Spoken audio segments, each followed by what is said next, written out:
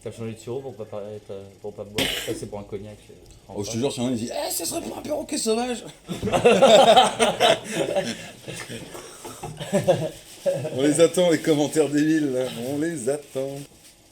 Tu nous fais un petit clap de synchro là au-dessus de la tireuse? Ça a l'air de tirer, ça a l'air de se faire, ça a l'air de se passer. C'était bien le premier. Ah, le premier était. Il était nickel, hein. Ouais. On est réunis ce jour pour parler d'un petit sujet très sympathique. Donc on a Simon à la cam que je remercie avec ses caméras, André, Manon. Et voilà. Et Imer qui est ici aussi. Déjà, merci à tout le monde. Donc, au début, ça va être un peu bizarre, mais après, ça va se désinhiber comme l'alcool nous désinhibe en soirée, évidemment. Et puis voilà, donc on fait une petite discussion table ovale autour d'un bar, sans bière. Attention, c'est que des softs, évidemment. Et du coup, on va parler du sujet tranquillement de l'alcool. Donc, ça peut être des trucs qui nous entourent, tout ce qui est couple, famille, vie perso, vie pro, traumatisme ou même des moments très joyeux qui peuvent comporter du cul. Et du coup, on va commencer très simplement. Donc, en fait, le but, c'est aussi que chacun balance ses réponses ou rebondit à quelqu'un. Ça, c'est totalement naturel dans ce genre de truc. C'est pour ça que j'aime bien ces discussions, sachant que c'est assez lourd comme sujet, j'en suis conscient. On va faire simple. Quand on parle d'alcool, en l'occurrence, ça vous donne quoi à l'idée, ce mot? Un ou des mots, mais tu sais, quand t'entends ce mot, qu'est-ce que ça te donne? Ou qu'est-ce que ça aurait pu, effectivement, par le passé ou autre, te donner comme impression? Là, maintenant, qu'est-ce que ça signifie pour vous, le mot alcool ou pas? Bah, c'est le rendez-vous, l'alcool, pour moi. Ouais. Souvent, rendez-vous, la fête, Ouais, c'est les synonyme de copains, un peu la famille aussi. À Noël Bah Noël, ouais, les anniversaires, tout ça. Mais l'alcool fait beaucoup partie de nos vies, enfin surtout de la mienne, depuis très longtemps. Donc forcément, c'est un mot qui est devenu très commun dès le lycée. Dès le lycée, c'était vraiment le truc un peu rebelle de s'évader de cours du lycée, de sécher les cours pour aller boire un coup au stade. Péter sa 8-6. Exactement. Et puis bon, dans les années 2000, il y avait beaucoup d'alcool comme la Smirnoff Ice, je sais pas si vous vous rappelez, la Boomerang, Ouais. qui était des grands appels d'offres pour les jeunes, hein, pour les lycéens, et j'en faisais partie, donc forcément on allait, et puis c'est resté en fait, c'est resté dans presque le quotidien. Ouais, donc plus truc de quotidien, rassemblement, mais rassemblement fête, Exactement. ouais. Rassemblement, Genre alcool rendez-vous, fête, pour quoi. moi, ça va bien avec, ouais. Ouais, un truc de désinhibition, un peu aussi de. Effectivement, on a un rassemblement, mais on commence tous un peu quand même au collège, surtout en France, on commence quand même tôt. Ça peut arriver C'est tôt, un ouais. truc aussi un peu de lâcher prise, effectivement, de rébellion. Mais là, en tout cas, moi maintenant, surtout en bossant dans la restauration, c'est aussi un truc de relâchement. C'est après le travail, c'est la C'est merde vrai de débauche. Restauration bar, ouais, c'est des trucs tu souffles. Ouais, sur c'est ton ça. sac. C'est le moment où tu relâches un peu, où tu parles avec des gens. C'est vraiment moi l'aspect social de l'alcool. Tout Déjà, pareil. décompression. Ok. Simplement, décompression, fin de service. Bah, de nouveau, on est les trois dans le milieu, donc c'est un peu biaisé, mais ouais, c'est le verre de fin de service, le verre qui te coupe un peu de ta journée, qui t'en donne une nouvelle, alors que tu commences minuit, 1h, 2h du matin, mais toi tu peux commencer à décompresser après ta journée. Mais il y a aussi beaucoup de tabous, je trouve, autour de l'alcool, en tout cas, même d'un point de vue familial, d'un point de vue d'amis, de plus en plus avec des gens qui ne boivent pas, ce qui est en soi très bien, mais il y a un tabou qui a toujours existé, qui est un peu plus fort. Et donc j'ai l'impression, surtout sur ces dernières années, qu'on en parle de moins en moins ouvertement, et en tout cas avec beaucoup moins de fierté qu'au début était une fierté mal placée. Je pense qu'on l'a tous vécu aussi. Exactement. Et aujourd'hui, il y a beaucoup plus caché, ou beaucoup plus tabou. C'est vrai que ça a un peu changé quand même. Des nouvelles générations, les stats montrent que les générations boivent quand même moins. Caché, je sais pas, en vrai. Après, t'as eu beaucoup l'essor de drogue ou autre. Tu vois, tu parlais de. Moi, j'en ai vu plein quand j'étais au lycée, où pas forcément de l'alcool, mais tu sais, vers La Rochelle à Valin, il y avait un espèce de tutu. Et ils aimaient bien y aller pour fumer en somme. C'était de la merde, tu vois, mais ça restait un truc un peu basique et pas forcément boire de trucs d'alcool, quoi. Parce qu'il y a ce côté un peu. Pas tradition, mais t'es très français de. Ouais, petite bière, tu sais, le côté un peu beauf, tu vois, mais que ça soit dans le nord ou dans le sud ou n'importe quel milieu français, tu vois, c'est le côté bar qui revient assez souvent avec l'alcool et où c'est naturel, mais il y a aussi. C'est pas forcément tout le temps caché, je pense pas. Non, c'est paradoxal aussi parce que tu parles des périodes de lycée parce que je pense qu'on a tous commencé collège, lycée à expérimenter avec l'alcool. En France, on n'a pas le droit d'acheter d'alcool quand on est mineur. Du coup, quand on était au lycée, c'était caché, mais en repas de famille, il y avait toujours le tonton Ouais. qui insistait pour qu'on Ouais, c'est ça. prenne un verre de vin ou qu'on Ton prenne beau un, raciste. Non, un petit voilà, peu de champagne exactement. par-ci par-là. la, Ouais. Ouais, c'est vrai. la couplette Genre de goûte un champagne pour peu, le nouvel an. Et J'ai un souvenir de mes premières expériences d'alcool, c'était on finissait les fonds de verre de la table quand tous les parents étaient soit trop sous ou couchés pour faire attention à nous. Et Quelle voilà. famille. Mais c'est paradoxal, enfin c'est très contradictoire parce que en famille c'était ah ouais, tu vas bien me prendre une petite bière, ça va pas te faire de mal, mais par contre quand tu es dans un cadre extérieur, fallait se cacher, il y avait une très grosse répression, hein. Moi j'ai grandi à Bressuire et à Bressuire on allait au stade Malabry. Et le stade Malabry était réputé pour être l'endroit où on se réunissait pour boire. Mais on se cachait quand même, on allait dans des endroits où, pour pas être vu. Et ils ont quand même passé un arrêté préfectoral au bout de quelques années, enfin des dizaines d'années, en disant que il y avait une liste de 7 lieux où on n'avait plus le droit de consommer de l'alcool en public. Et ils ont été obligés de faire cette démarche-là pour limiter la consommation d'alcool à l'extérieur. Et pour nous obliger à nous cacher. C'est marrant que t'en parles, il faudrait peut-être qu'on rebondisse dessus après. Non, c'est que tu te caches quand t'es plus jeune, mais il y a des fois, peut-être en tant qu'adulte, quand tu sens que tu vas trop au bar, il y a des fois, t'as peut-être inconsciemment ce truc de te cacher parce que t'as pas trop envie d'imaginer que tes potes te disent « Oh, il est encore au bar !» Tu vois, encore, tu vois. Et je pense que pour certaines personnes, parce qu'on m'en a déjà parlé, il y avait ce truc-là. Mais je vais revenir sur le truc que tu parlais là, genre premier souvenir rattaché à l'alcool pour vous. Alors moi c'est un peu plus... Enfin, j'ai pas mal aussi de souvenirs, mais j'en ai aussi un d'un des potes qui m'avait dit que genre je crois il avait déjà été bourré à 6 ans, mais le gosse était tombé sur une bouteille. Et les parents étaient en mode putain merde, il a failli crever, il a failli canner le gosse, enfin un truc à la con. Mais des fois le rapport avec l'alcool peut être gigato, que ça soit... je pense que plus c'est tôt, plus c'est négatif, hein, on va pas se mentir que c'est pas très bien et pas très sain. Mais on va dire dans l'âge normal...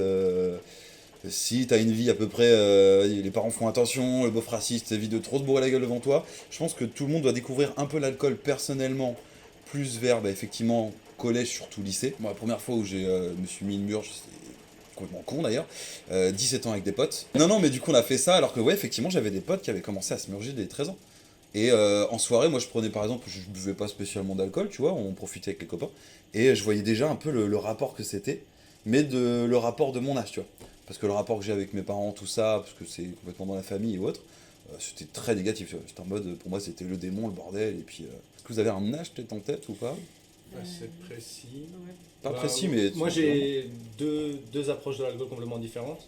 La première c'est dans ma famille, et c'est un peu après débordé sur ma vie pro beaucoup plus tard, mais dans ma famille j'ai toujours été celui qui aimait ouvrir les bouteilles de champagne, qui aimait ouvrir les bouteilles de vin, je servais le vin à table, je servais le champagne, j'adorais ça. Déjà serveur. Et ma mère a toujours eu le truc du ouais mais ça part vers l'alcoolisme, mais j'étais là finalement ça part vers le service.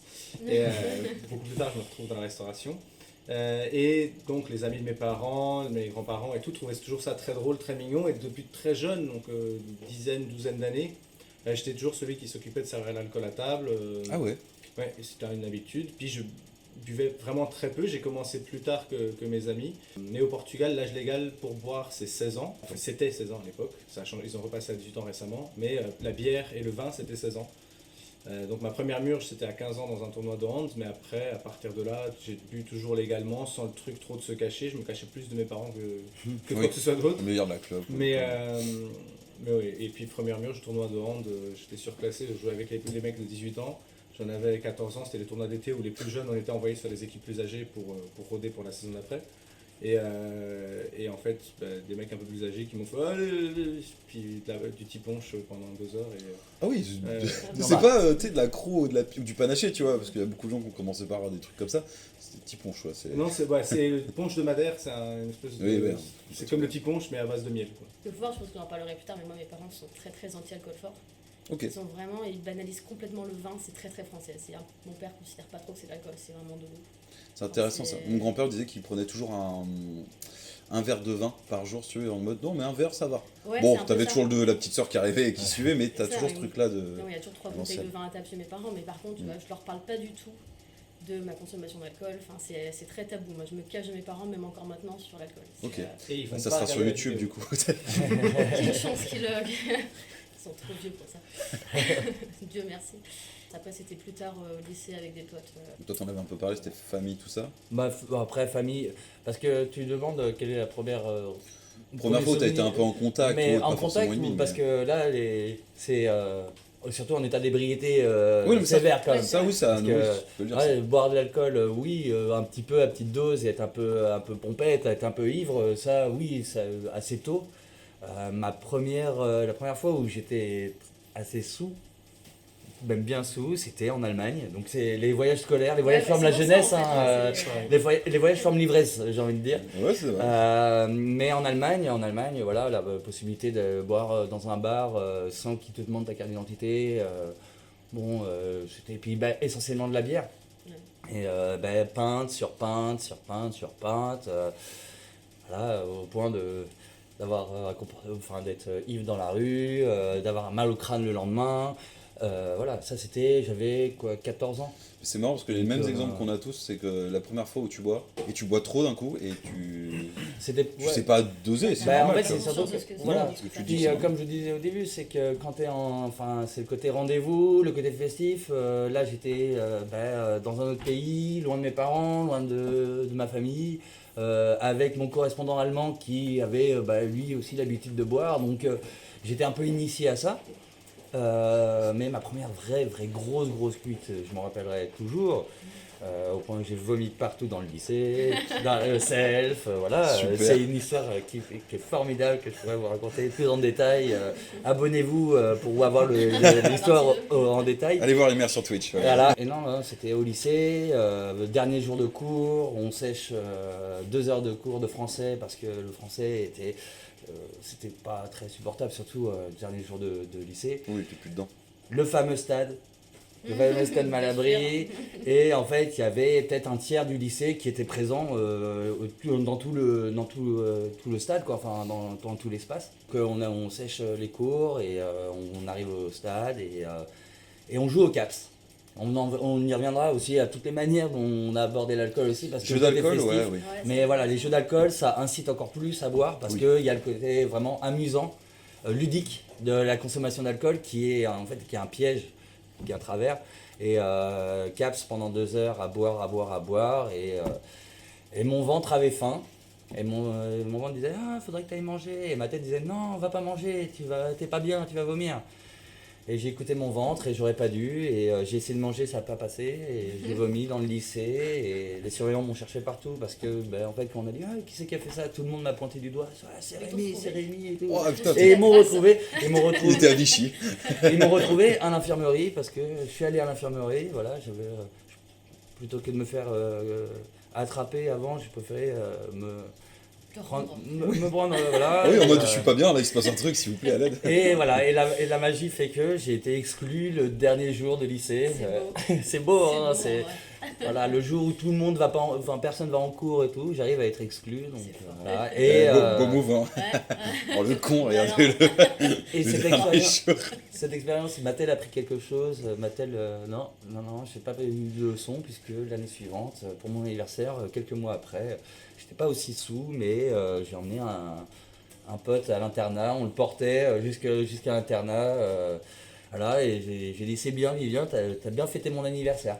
Voilà, donc on en est là dans le rapport avec l'alcool, les premiers vrais contacts avec l'alcool, avec l'état d'ébriété. Vraiment. Ouais, quand t'es petit, je pense que t'as pas vraiment un. Tu sais, il y a toujours ce truc, lui, bah tiens, tu veux goûter, enfin tu vois Ouais, bien. puis c'est un verre et Pas de c'est souvenir. C'est pas contrôlé. le souvenir est pas très présent, je pense, mais. Moi, c'était contrôlé par les parents aussi. Enfin, ma mère boit pas d'alcool, donc c'est sûr que c'était pas avec ma mère qu'on buvait de l'alcool. Mon père buvait pas mal. Enfin, il buvait comme j'allais dire un bon français, un français normal, mais il buvait. Et, maintenant, il a beaucoup limité sa consommation d'alcool. C'est qu'il y a des moments festifs, c'est un petit peu et tout. Mais c'est vrai qu'avant, il suffit qu'il y ait un voisin qui passe, un tonton qui passe, puis il y avait un verre, puis nous prenons un petit verre. Ouais, c'est mais c'était un panaché, c'était pas.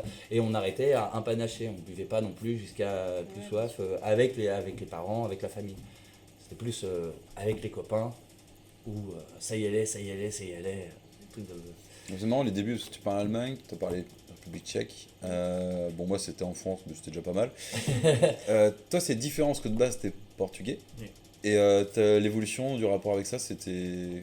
Bah, Parce que toi, t'avais le truc avec la famille, mais est-ce que là, avec la société. non, au niveau sociétal, c'était assez. Le Portugal, on est axé vin, mais pas autant qu'en France. C'est beaucoup bière. Et mes premiers contacts à l'alcool vu que personne à 14-15 ans aime la bière, tout le monde veut cacher au maximum le goût. Enfin, au début, en tout cas, à 14-15, bon, en tout cas, 10-11, chacun son... Voilà. Mais au début, on n'aime pas trop le goût de la bière. Et du coup, quand on allait en terrasse en après-midi, on se prenait des Monaco. On fait pas, ça n'existe pas trop de panaché, ça n'existe pas trop la limonade au Portugal. Donc c'est des Monaco, sirop grenadine direct avec de la bière dedans. C'est un demi-grenadine. Voilà, c'est un demi-grenadine. Vous appelez ça comme vous voulez. On appelle ça. Mais en soirée, on buvait des shots. Jusqu'à ce que je quitte le lycée même. La majorité de mes soirées, c'était on buvait des bières pour faire descendre le shot, mais sur une pinte, on allait boire 2-3 shots. Et c'était tout sur une base de pression sociale, oui, mais la semaine dernière, tu en as bu 10, donc cette semaine, il faut que tu en boives 11. Regarde, lui, il en a bu 12. Donc on se mettait dans des très sales états. Social ou entre mecs compétition, tu vois? Ah non. Non, mec et fille pour le coup. non, parce que ça peut être le délire. Mais de toute façon, on en reparlera après, parce qu'il y a une question qui est plutôt intéressante vis-à-vis de ça. Mais non, mais c'est que ça aurait pu être compétitif. Et c'était compétitif. Et tu mais vois ça comme des. Parce que je voulais revenir à une question qui partageait un peu le souvenir. Vous avez plus des souvenirs positifs ou négatifs? J'ai pas de souvenir. Quand on t'a fait la blague. Je suis réveillée ce matin, Parce que voilà, plein de ça volets. peut varier. Genre par exemple ton exemple, est-ce que. J'ai des très bons souvenirs et des très mauvais souvenirs avec l'alcool. Dans la même catégorie d'histoire d'hiver, le jour de mon dernier bac, c'était le bac de philo, on avait tous, toute la terminale du lycée français à Lisbonne, on est 100 personnes par année, on se connaît tous depuis 15 ans parce qu'on est de la petite section jusqu'à la terminale ensemble. Mais ça pour dire, on était tous ensemble. Et là, oui, c'était dernière soirée ensemble, on va se mettre une méga murge, donc ça a tourné au shot tout du long. Et j'ai aucun souvenir de cette soirée, j'ai une histoire très drôle à raconter, mais en soi, dommage parce que c'était le dernier soir avec plein de gens que j'ai gardé contact ou pas, que j'aimais bien à l'époque. Et j'en garde aucun souvenir parce que j'ai bu trop de shots et je me suis réveillé sur le hall d'entrée de l'immeuble de mes parents à poil. Je suis allé sonner, je suis entré à poil dans l'appart, ma mère n'a rien compris. Et le lendemain matin, je me suis réveillé avec ma mère qui me disait il y a le voisin qui a tes fringues, il t'a réveillé, t'es parti te coucher et tout. Mais oui, donc le retour à la maison complètement arraché et je me suis juste couché, mis à poil, je me suis couché. Et du coup, négatif ou pas? Drôle, tu vois, ça fait une histoire à Ça raconter, fait une mais anecdote inquiétant. parce que ça c'est pas. Mais toujours inquiétant quoi. Bah, flippant, ouais. Il y a plein de moments comme ça, surtout parce que depuis la consommation d'alcool, pour plein de raisons, pris des proportions plus ou moins graves au long de ma vie et il y a pas mal de moments où tu es là, oui c'est fun, on s'amuse énormément, on rencontre du monde. Tu vois, là tu parlais d'un truc qui est le blackout où tu te rappelles plus de certaines choses. Ça, je le mets quand même dans une notion où c'est négatif, tu vois, parce que même si on te dit, oh, t'as fait ça et ça, c'était drôle, je fais ouais, mais tu flippes quand même de te dire, ah, attends, j'espère que j'ai pas fait de merde, j'espère que tu vois, t'as pas été con et tout. Moi, par exemple, tu parles endormi, je me suis réveillé au Japon, dans la rue, comme ça. Parce que j'étais tellement fatigué d'avoir ramené quelqu'un, et en fait, je crois que je me suis posé, je me suis juste endormi, fatigué de la soirée, très bien et tout. Je me suis levé, merci les Japonais d'être cool. Et je me dis, oh, j'ai toutes mes affaires, bon, je pars me faire un ramen et puis on rentre à la maison, tu vois, mais si tu peux avoir des bons souvenirs comme des mauvais quand ça. T'es en lien avec des gens, je trouve que ça peut être un peu atypique parce que t'as toujours peur d'avoir fait une connerie quand t'as de l'empathie. Hein. Quand t'es un énorme enculé ou une énorme connasse, tu t'en fous à ce stade-là, évidemment. Il y a de tout dans le monde, mais moi je pense que je pourrais jauger mes souvenirs positifs et négatifs un peu comme ça. Ça va dépendre des moments. Alors, peut-être plus positif que négatif, parce que moi je sais me gérer et je fais attention à peu près avec qui je vais être, mais généralement quand t'as un truc négatif, il reste assez bien en tête, quoi. Mais ça te permet, je trouve, d'essayer d'éviter de refaire la même connerie après, ou alors d'éviter, pas forcément que ce soit toi le problème de la connerie, mais d'éviter de, je sais pas, de traîner avec tel gens, ou d'éviter que telle ou telle chose se passe, et inversement, et t'apprends tes erreurs, quoi. Donc, ou tu touches plus du tout à ça aussi, c'est très bien. Ouais, moi je dirais quand même plutôt positif. J'ai quand même globalement toujours su me gérer, je pense. J'ai dû faire quelques blackouts, mais c'est très rare. Mais pas forcément blackout, mais tu sais, ou même t'es en soirée, tu t'en rappelles et tu dis, oh j'avoue, j'ai mal dit une phrase, ou pas forcément un truc violent, mais tu sais, oh j'avoue, j'ai peut-être été con cette heure-ci, mais après ça va, et tu sais, c'est souvent le délire de. En soirée, tout se passe bien, il suffit qu'il y ait une petite boulette en fin de soirée, et souvent tu dis, oh, toute la soirée était mauvaise, tu vois. Ouais. Alors qu'au final, c'est pas du tout ça, tu vois, c'est juste que bon, il y a eu un petit truc, un écart, après tu t'excuses avec la personne ou tu t'arranges, ou alors on vient s'excuser parce que tu peux aussi avoir pris un truc que t'as pris négativement. Mais la soirée peut aussi se passer très bien. Et je dis ça par rapport à un souvenir, par rapport à nous. Mais moi, par exemple, j'ai plein de souvenirs négatifs avec l'alcool, liés avec mes darons. Ma daronne et mon daron, c'était n'importe quoi, tu vois. Parce que ça se picolait à la mort, ça prenait les petits shots de médoc ou prenait des trucs de whisky en mode c'est normal, c'est un sirop de grenadine le soir. Bah non, c'est chaque soir t'es en train de t'enculer avec whisky, il y a peut-être un problème, tu vois. Donc ça crée quand même un souvenir qui est malheureux chez les enfants. Mais tu vois, les souvenirs qui vont être avec moi, plein de trucs quand même positifs. Tu vois, on parlait de voyage, mon Erasmus, trop bien parce qu'on allait faire des trucs avec les gens, on a gardé les photos, en fait ça dépend avec qui tu traînes et ça dépend si toi-même t'arrives à avoir ce côté de recul en disant ah attention, on va pas trop loin, c'est pas nécessaire de boire trop, pense à manger, voilà, parce que on va toujours chercher ce côté un peu qui désigne, mais je pense que ça dépend un peu des gens avec qui tu traînes et comment toi tu prends le... Ça le dépend recul, aussi quoi. comment t'es psychologiquement, Oui, très important, mentalement, parce que, comme tu dis, après il y a des souvenirs qui peuvent être flous, il y a des souvenirs qui peuvent être très très bons comme très très mauvais, et la balance, pour moi en fait, je peux pas te dire que si j'ai plus de souvenirs positifs ou négatifs avec l'alcool, parce que déjà il y a trop de situations où j'ai bu. Et donc du coup, faire une liste, ça prendrait des heures et des heures. Tu peux pas la faire si tu veux la liste, mais tu vois, c'est... Ouais. T'as des cases quand même à rentrer, familiaux, couple, Mais, pro, tu vois, ça c'est trop... C'est Mais énorme, après tu vois. derrière, voilà, si je devais vraiment le faire, je dirais que j'ai plus de souvenirs négatifs que positifs avec l'alcool. Ok. Ce qui est triste parce que ça m'empêche pas de continuer à boire, de retrouver mes copains et tout. Mais ça fait que maintenant, à 37 ans, ma consommation d'alcool a quand même diminué. Alors, ça peut faire peur parce que en fait, les gens qui me connaissent actuellement, ils vont dire il carbure, il C'était carbure. de mes questions, si Mais, vous pensez que votre débit a diminué ou pas Mais, du tout. Voilà. mais oui, quand j'avais. C'est intéressant. Mais il y a 15 ans, c'était n'importe quoi. Je préférais m'acheter une bouteille de vodka et un paquet de chips plutôt que de m'acheter un vrai repas. Ok. Enfin, c'était beaucoup plus hardcore actuellement.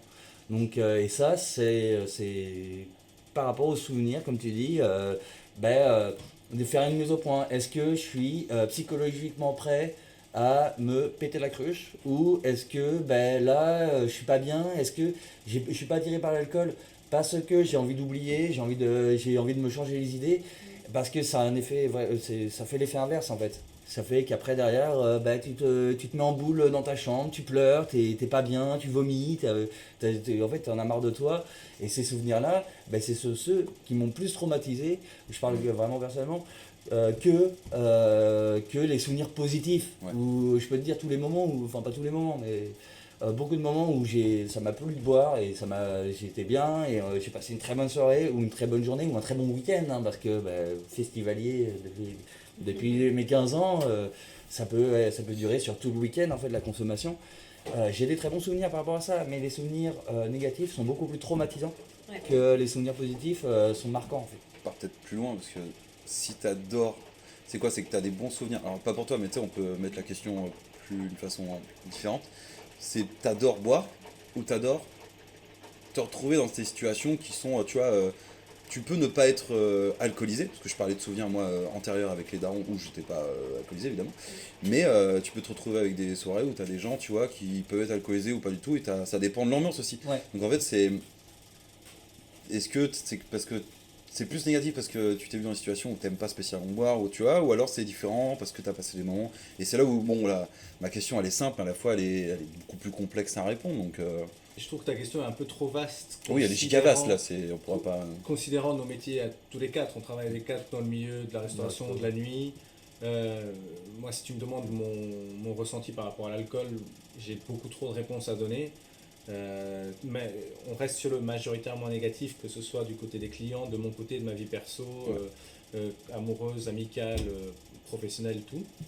Mais la question est un peu trop vaste. Je pense que ce serait intéressant qu'on voit aussi tous le côté pro. T'as tellement trop de trucs, à la limite, il faudrait faire une vidéo pour le côté pro et Oui. inversement. Ouais. Mais c'est là où c'est un peu c'est global quand je dis ça, tu vois. Parce que t'as des gens, ils peuvent effectivement se dire c'est que positif ou que négatif, mais c'est plus long à répondre, quoi. Mais voilà, c'était juste un peu une idée concernant, parce que tu peux genre être en rapport avec l'alcool et aimer ça, mais te dire que quoi qu'il arrive, c'est tout ce que c'est de la merde de base, tu vois. Puis le souci de l'alcool, c'est que même si t'es pas forcément chaud au début, il suffit de boire quelques verres ou deux shots, et après, en fait, ça démarre la machine. ça démarre la machine, c'est bizarre, mais t'es un peu moins fatigué, t'es plus enjaillé, t'es plus souriant. Et du coup, en fait, après, derrière, on te propose un autre verre, tu le prends. Puis encore un autre, et tu le prends. Et après, tu continues. Il est 7h du matin, tu vas dormir 3 heures pour aller travailler. Tu arrives, t'as des cernes sous les yeux, t'as les yeux qui sont rouges, t'es pâle. T'es pas du tout en état de travailler, t'es dans un métier où t'es en contact avec du client. Qui sont des consommateurs, donc en plus quand ils te voient ils disent ah c'est bien, t'es à ta place en fait ici derrière le bar ou Ouais, alors ça peut, alors que ça peut te propulser dans un truc qui est mauvais quoi. mais voilà et c'est pour ça le fait que ouais l'influence de l'alcool sur tu disais les vies pro c'est vraiment c'est néfaste, c'est très néfaste. Le pro est peut-être plus négatif effectivement. Parce que, Non, perso, je trouve que le perso est beaucoup plus. tu dis pro? Oui. Non, perso. Ouais, t'as dit pro, oui, pardon, c'est ça. Ouais, en vrai c'est que ça peut dépendre parce que tu vois, on en revient au côté perso et tout, mais par exemple, le oui ou le non quand on te propose quelque chose, tu vois. Oui. J'ai l'impression que t'as pas tendance souvent à dire non quand on te propose un truc en mode viens, je te paye un truc, tu vois. Ou... Il y a le FOMO après aussi. Il y a ça, et puis il y a aussi le côté. En France, quand on te propose un coup à boire, souvent tu vas même chez des amis, et tiens, tu veux boire quelque chose, tu veux boire une bière? C'est le premier truc qu'on va te proposer, c'est de On l'alcool. boit constamment de l'alcool. Sauf si les gens ne sont pas des consommateurs d'alcool, Ouais.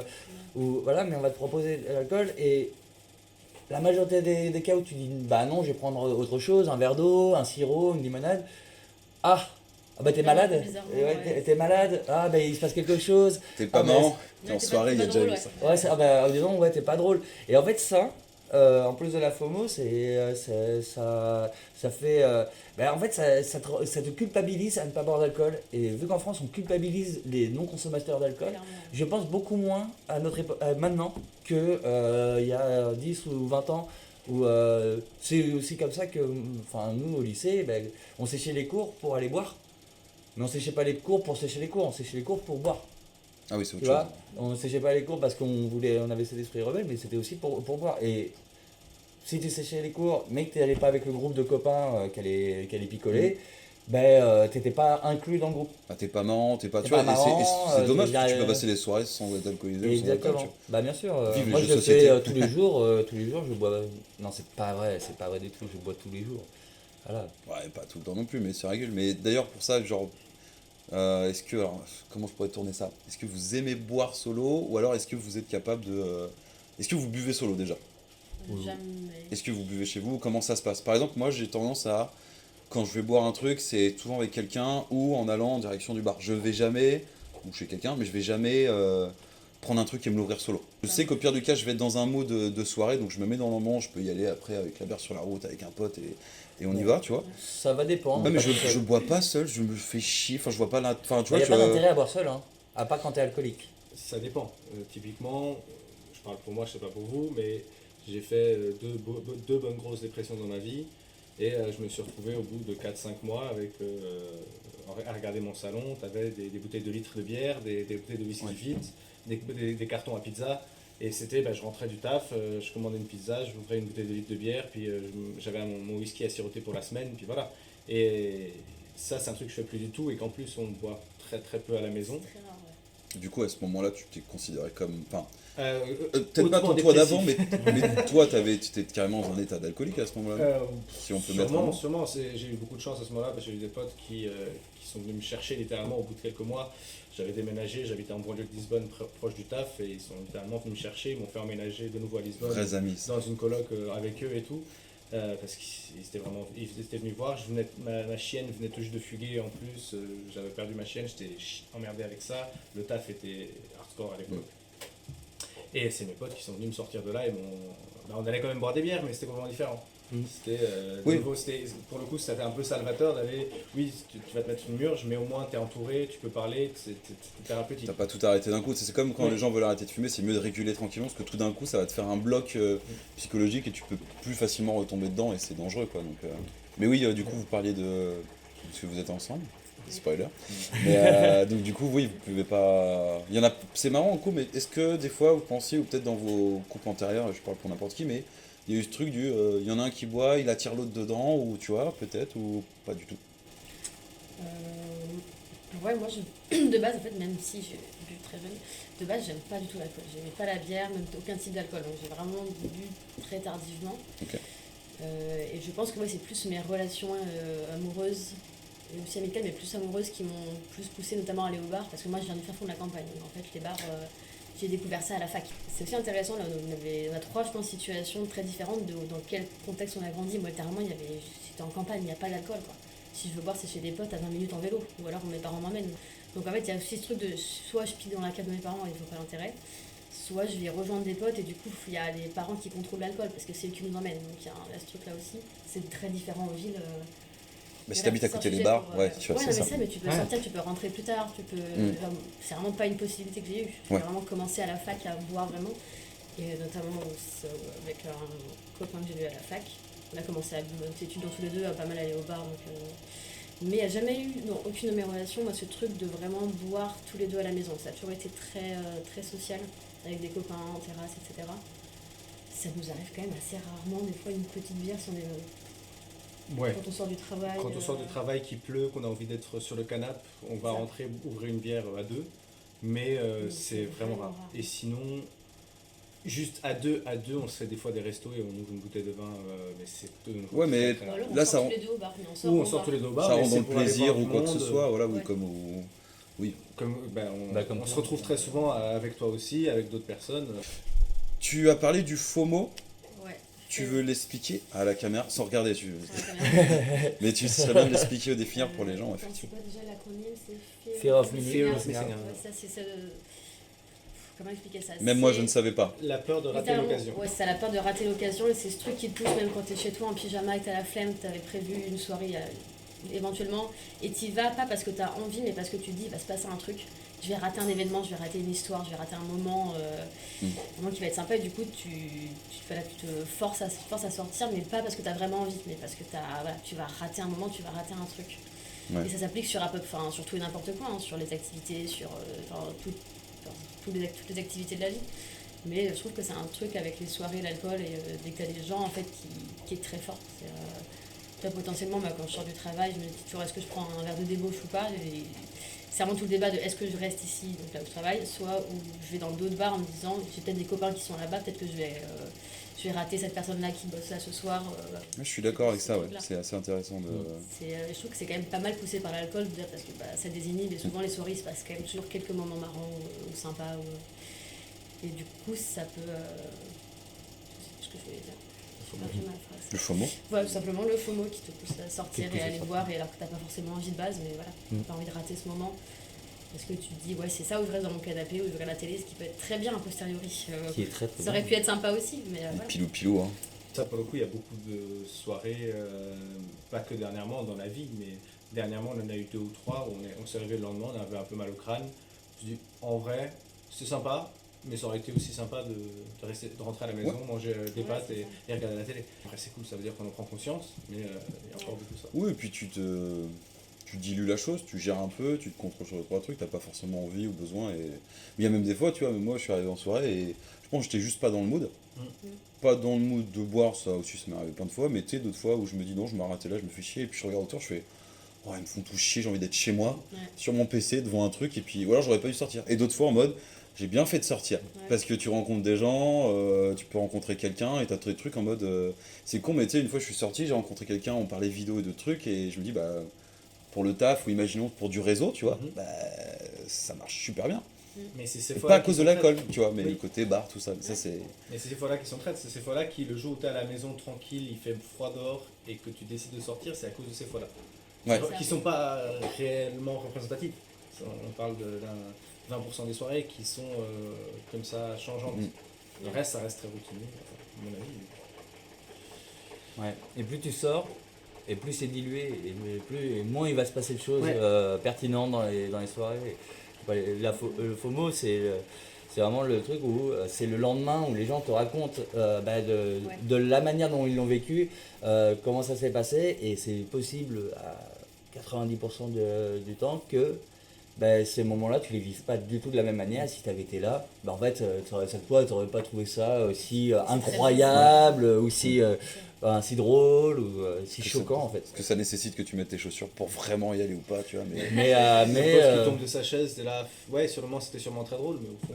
et on l'a fait récemment, hein, enfin j'ai fait récemment d'arriver chez moi après le travail, mettre les pantoufles, me poser sur l'ordinateur, manger ma pizza et en fait qu'on m'appelle, qu'on m'envoie des messages, j'y arrivé à la quatrième personne qui essaye de m'appeler pour que je sorte, ben, je craque et je dis je vais venir mais je veux pas boire d'alcool et j'arrive et on m'a déjà payé ma pinte d'alcool parce qu'on sait ce que je bois parce que j'y vais tout le temps et à force ben, on rentre dans ce cycle là où on n'imagine plus une soirée sans Imer limite. Enfin, pourquoi il n'est pas là à 22h ou à 23h alors que d'habitude il est tout le temps là. Et puis, en fait, ça peut aussi servir de toi en mode, t'en as, par exemple, qui peuvent être vraiment centrés plus dans l'alcool ou autre que toi, mais tu sais, qui vont se dire, ah, s'il n'y a pas bidule, si je le ramène, au moins je serai pas tout seul à boire, tu vois. Ouais. Et ça, c'est...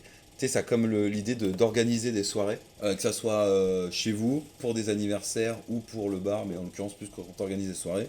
Est-ce qu'il y a toujours cette nécessité de, ah, je vais quand même prendre un petit pack, tu vois, ou tu vois, je vais prendre un truc. Alors tu peux organiser une soirée avec du soft, tu peux toujours prendre aussi un peu d'alcool, pas forcément pour toi, mais tu sais, pour les invités autres, parce que tu sais que certains vont en boire, mais est-ce que quand vous organisez un truc, il y a toujours c'est une soirée, forcément, tu es obligé de prendre un bout d'alcool ou... Ça dépend qui t'invite à la soirée. Oui. Ça dépend avec qui tu l'as fait, d'abord. Mais c'est très souvent soit ça, soit aller faire un petit tour à l'épicerie de nuit avant de partir en after. Ouais, alors, c'est Et que ta soirée... l'obligation d'aller à l'épicerie, enfin se sentir obligé de passer par l'épicerie avant d'aller à l'after parce qu'il n'y aura pas assez d'alcool. Et se réveiller, enfin être là le lendemain matin et se rendre compte qu'en fait tu as bu que tout ça, tout a été bu et bon bah les gens disent ouais bien joué, on a bu tout l'alcool qu'on a acheté. Tu n'as plus d'argent, super. Voilà, et tu n'as plus d'argent et tu n'as plus de cerveau le matin. Ou alors bah, tu te réveilles et tu te rends compte qu'en fait il reste encore plein d'alcool qui a été acheté beaucoup plus cher, qui n'était pas obligatoire, mais parce que bah, c'est du FOMO aussi, c'est la peur de manquer d'alcool. La peur de manquer d'alcool, et ça c'est présent chez tout le monde. Hein. Ah, vous êtes sûr qu'il y aura assez? Ah, ben pas sûr, ben on va prendre quand même un pack. Et se forcer limite à finir le pack de bière en plus. Alors que très souvent, c'était des bières dont on n'avait plus besoin parce qu'ils sont pas en after, on est déjà arraché. Exactement. On peut juste descendre tranquillement dans C'est l'after, ça. papoter, fumer une clope. Et Ça, voilà. c'est encore discuter, mettre c'est un un peu de peu- musique. C'est encore un autre monde, ça, l'after, je trouve, ou tu sais, le truc Oui, comme ça, mais là pour c'est intéressant, ouais, ça va bien dans... c'est un autre monde, mais quand tu parles des événements chez soi, les soirées et tout, c'est comme tu disais, c'est les gens que tu invites, mais c'est aussi le contexte. Si tu fais une soirée jeux vidéo ou jeux de société, Bah, tu ne bois tu vas pas. pas en principe. Ouais, oui.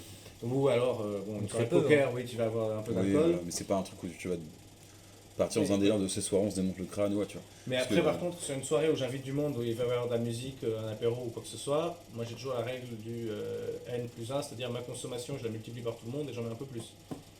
Ouais, j'ai tendance à... Mais après, moi, c'est pas forcément que pour l'alcool, mais j'ai tendance C'est aussi à le le... côté de hôte, de restaurateur, Oui, mais- j'ai besoin d'avoir ce stock pour que tout le monde puisse boire et que tout le monde... Mais même quand tu fais de la bouffe, même tu fais des petits trucs apéro, t'en prends toujours plus, tu vois. Oui. Comme le théorème de la raclette, t'en prends toujours plus. Oui. Ouais, c'est ça. Pour recommencer. C'est pour ça qu'on a une vingtaine de bières différentes dans le frigo, Je crois que de t'allais- différents packs qu'on a achetés Ouais, à c'est chaque vrai fois qu'à et chaque il en fois, reste toujours, donc t'as plein Je de croyais que bières. t'allais dire, c'est pour ça que j'ai une vingtaine de fromages, parce qu'à chaque raclette, je mets trop. Moi, je suis pas très raclette. C'est ton défaut à toi. Ouais, je suis désolé. Et maintenant, parce que c'est vrai qu'on a totalement fait une pause. Donc en fait, si on n'a pas les mêmes sirops dans les verres, c'est tout à fait logique, ou pas. Simon a découvert qu'il avait du chou rouge sur son pull. Ça me fait chier pour toi quand même, putain, ça va être chiant, hein, ça. Pull à la maison. J'ai plein de pulls. Une machine à laver. Du coup, on Waouh. Waouh, Waouh. oh, oui, riche. Et un Il sèche-linge. pèse dans le- T'as un sèche-linge Oh. Voilà, Ouais, t'es très riche. garage, je l'ai remonté de 2 étages, c'est plus simple. Ça c'est parce Il qu'il a boit 2 pas. étages chez lui. C'est parce qu'il boit pas, il a de C'est la parce qu'il boit force. pas, il a de l'argent. On était un peu en surface, là on va rentrer dans des trucs un peu plus deep, effectivement, parce que voilà. Donc on peut parler, t'en avais commencé de dépression, de mauvais souvenirs vis-à-vis de ça. Bon, je parlais peut-être un mot de ma famille, je vous aime, c'est faux. Je rigole. L'argent, gros problème aussi vis-à-vis de ça. Et puis après, bah, tout ce qui est addiction autre. Moi, il y a un mec qui m'avait dit ça quand j'avais fini à l'hôpital à cause de l'alcool. Pas fou. Une belle histoire. Ouais, mais j'avais appris un décès, il y avait rien calé, j'ai pété un câble un soir, tous mes potes m'ont dans un état, mais j'ai rien fait de physique sur eux. Par contre, il y a un panneau publicitaire qui a pris tarif. Et mes mains aussi, j'avais des petites cicatrices là, enfin bref, en miettes. Mais c'est plus gogol qu'autre chose. Effectivement, le mec m'avait parlé le lendemain de ce côté de molécules, je sais plus comment ça s'appelle exactement, mais de dépression au sein de l'alcool qui fait que ça te pousse un peu à consommer tout ça. Sans parler de l'anxiolytique en plus, enfin tout le rapport qu'il y a avec ça et cette dépendance ça reste quand même une drogue en fait, une drogue totalement vendue. Mais ce rapport avec ceci, et bah, il y a aussi les états différents qu'on peut avoir avec l'alcool, le rire, la colère ou autre, mais aussi la tristesse qui amène forcément un bout de dépression. Il y a un problème en fait avec ça, et c'est vrai que c'est très intéressant d'en parler parce qu'on parlait de positif, négatif. Je pense qu'on se souvient négatif ou de personnes qui étaient alcoolisées, enfin qui étaient mal à cause de l'alcool, ou du moins ça ressortait ce qu'ils avaient chez eux, qu'ils n'arrivaient pas à le faire. Surtout les hommes maraqués qui veulent absolument garder leurs sentiments et jamais en parler, tu sais, avec Ouais, l'alcool. Soit ça fait remonter un truc de colère, Ça fait souvent de l'alcool. soit effectivement le côté très triste. Donc on va attaquer ces sujets-là. Yay. Tu veux commencer, Ouais, bah, je peux commencer. Moi, j'ai aussi eu des grosses périodes de dépression dans ma vie. Et même si la première était assez jeune, donc j'avais pas tant un rapport à l'alcool que ça. Mais plus récemment, j'ai eu encore une grosse période il n'y a pas très longtemps. Et où là, pour le coup, en plus, j'étais barman. Donc je buvais sur place et je travaillais à Montréal et c'était un peu, pas encouragé, mais en tout cas autorisé de boire en service. Et où vraiment j'ai passé je buvais tous les soirs. Et tristement, et vraiment tristement, clairement dans un but un peu d'oubli. Donc moi Ok. j'ai un rapport un peu particulier à l'alcool où ça me sert vraiment pour me désinhiber parce que je suis quelqu'un de très timide et pour parler aux gens ça m'aide. Et j'ai vraiment ancré ce truc terrasse, amis, bière. Je pense même pas à autre chose à boire en fait. Je me dis, mais en fait je pourrais clairement boire un coca, mais j'y pense Oui. souvent après finalement, ce qui est un peu tard. Mais bref, il y a vraiment ce rapport où quand je suis très triste, si j'ai accès assez facilement à de l'alcool, je vais avoir tendance à boire, mais quand même à boire dans les bars. Il y a cette limite où je ne boirai pas seule, mais j'ai tendance j'ai tendance à me mettre dans les bars avec des copains et à boire, mais clairement dans une démarche de tristesse, d'oubli, de fait d'anesthésier le cerveau.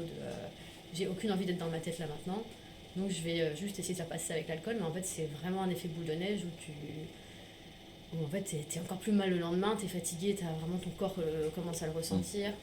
Tu mets une thune folle là-dedans. En plus, moi je fume et plus je bois, plus je fume. Super. Donc voilà, vraiment, ça finit avec des notes à la fin qui sont assez catastrophiques. Ouais. Et t'as un effet sur le corps qui est terrible, t'es sur le sommeil, sur la qualité de vie. Donc tu t'entraînes en fait là-dedans et ça peut facilement te faire sombrer tout seul. Faire sombrer. Et vraiment, moi, c'est grâce à des amis ou à André notamment qui m'ont relevé des moments comme ça. Mais ça peut très facilement avoir cette dynamique d'anesthésie du cerveau, d'oubli, je vais continuer à boire pour changer les idées. Et en plus, je rajouterai un truc quand ça va pas, moi j'ai tendance aussi à boire si je suis avec mes amis, dans le sens où je serai plus fun comme ça, parce que je sais que quand je suis triste ou que ça va pas, j'ai du mal, comme tout le monde, je pense que j'ai du mal à sourire, à être sympa.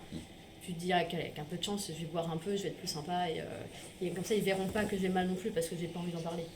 Oui, ça permet un peu de se cacher de beaucoup de Ouais, choses, c'est tu vois, ça. par l'intermédiaire de ça, tu vois. Donc, Et j'ai vu aussi beaucoup de gens qui allaient mal, on a tous cette expérience-là, d'amis qui vont mal, qui boivent comme pas possible, où c'est très dur de leur en parler, et notamment souvent des hommes quand même, où c'est vraiment se noie beaucoup dans l'alcool pour pas parler des sujets sérieux, et un jour ça pète, ça peut être de la violence, ou ça peut simplement être vraiment une longue descente aux enfers. Mais ce côté homme, malheureusement, parce Ouais. qu'il y avait une grande question que je voulais à peu près finir la vidéo, mais tu sais, enfin, c'est plein de sujets qui vont revenir globalement, parce que comme c'est un côté très négatif aussi, l'alcool, bah, il y a ce côté rapport de homme-femme aussi, toujours très patriarcat, tu vois.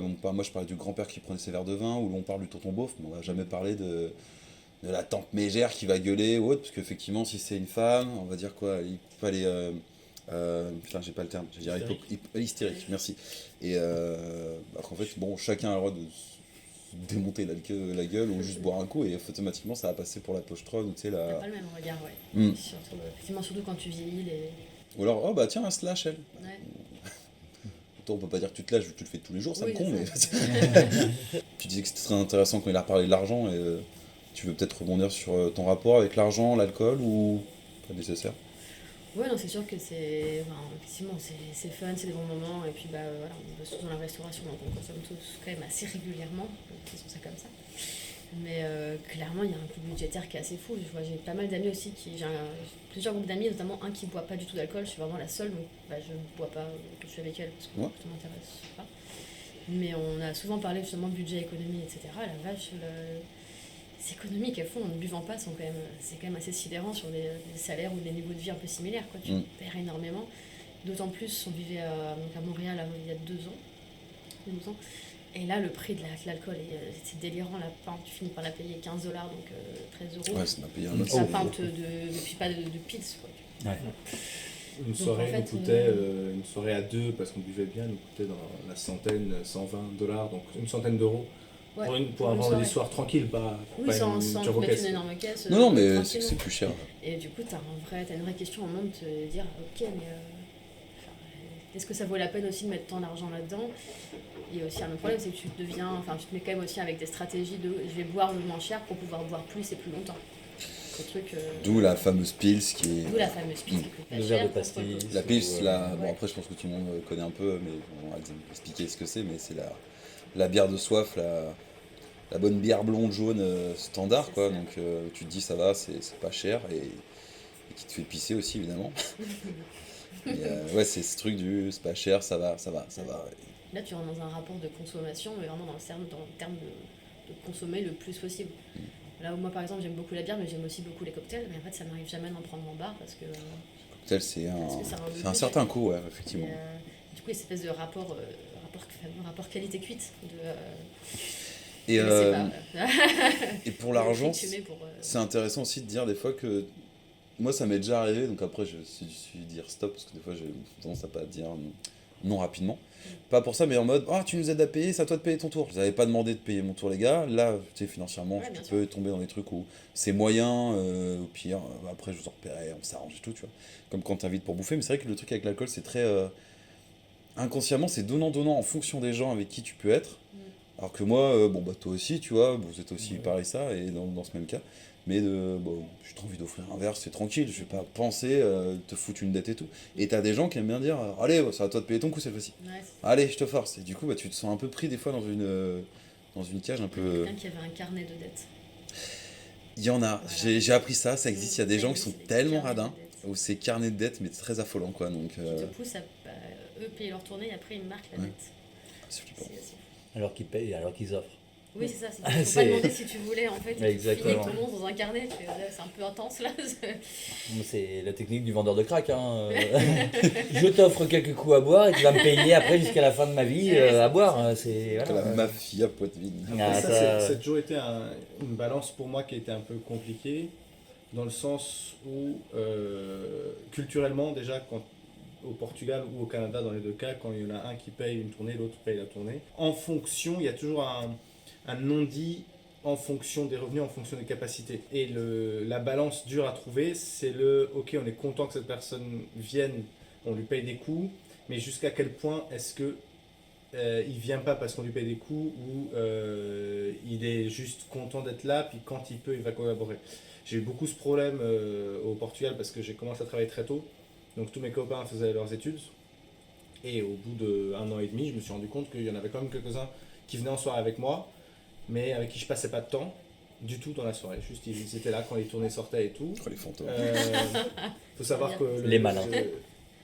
la bière au Portugal est pas chère, donc c'est pas trop dérangeant, mais sur l'année, Ouais. ça fait un budget. Et donc, j'ai beaucoup le truc et encore aujourd'hui, parce que par chance, j'ai des bons postes professionnellement, donc j'ai toujours un peu des moyens de payer des coûts.